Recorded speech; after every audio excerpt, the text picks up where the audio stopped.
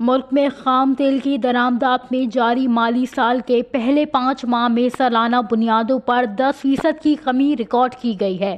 Pakistan bureau برائے شماریات کی طرف سے جاری کردہ اعداد و شمار کے مطابق جولائی سے نومبر 2023 تک کی مد میں خام تیل کی درآمدات پر 2.0 ارب ڈالر زرعی مبادلہ صرف ہوا، جو گزشتہ مالی سال کی اسی مدت کے مقابلے میں 10% کم ہے۔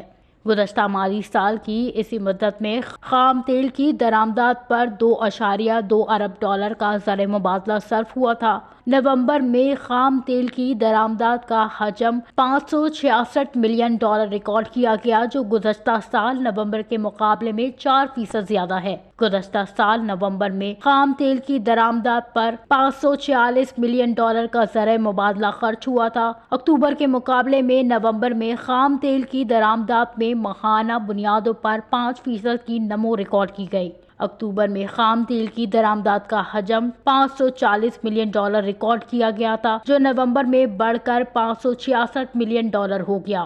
واضح رہے کہ جاری مالی سال کے پہلے 5 ماہ میں پیٹرولیم مصنوعات کی درآمدات میں سالانہ بنیادوں پر 16% کی کمی ریکارڈ کی گئی ہے۔